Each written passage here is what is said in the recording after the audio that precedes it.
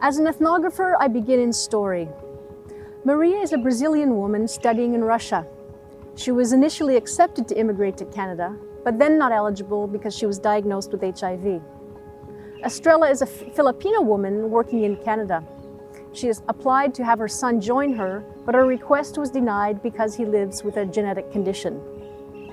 Ravine is an Indian woman living in Canada with her daughter.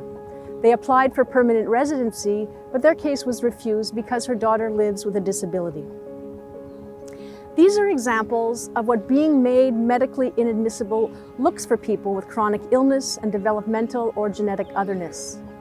As a former community social worker turned researcher, I have listened to many stories about people's medical immigration.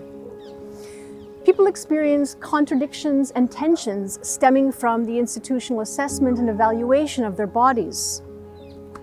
Analytically, these tensions and contradictions are very valuable points of entry into which to then open up and study an immigration system from the bottom up.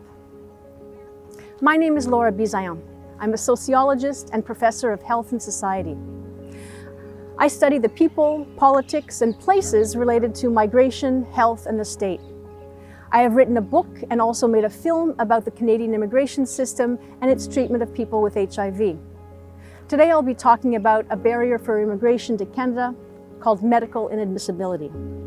Welcoming the fit and filtering out the rest is a long-standing state strategy that has existed since the 19th century in Canada. It is a product and a remnant of British colonialism.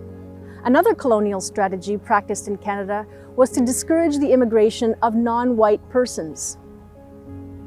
I am flanked by the bronze statue entitled Mama Barranca. It was made by Antillean Dutch sculptor Nelson Carrillo.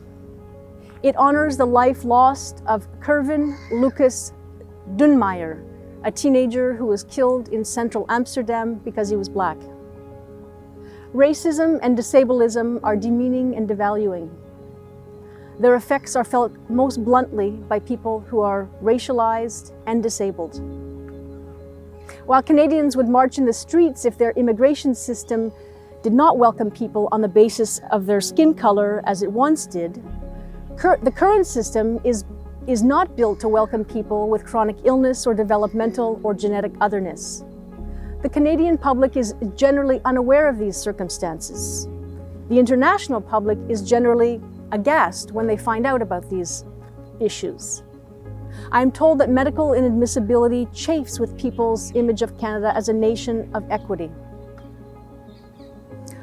Over about 15 years, I have sought answers to questions I have had about how the immigration medical inadmissibility system works. My research demonstrates that Canada's immigration system is brought into being by the coordinated work practices of functionaries and professionals, for example, lawyers and doctors.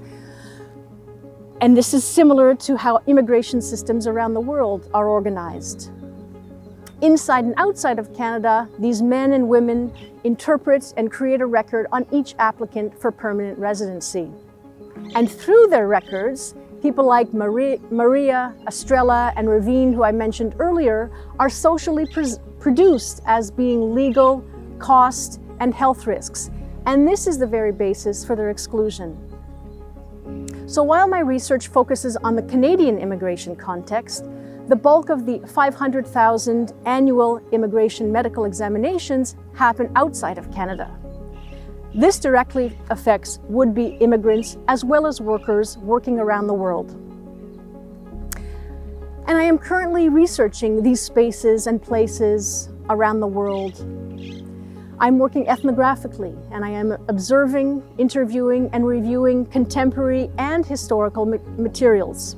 While there's a sizable and growing literature on immigration, deportation, and detention, academic research on post-exclusion as sets of embodied experiences with institutional processes is scarce.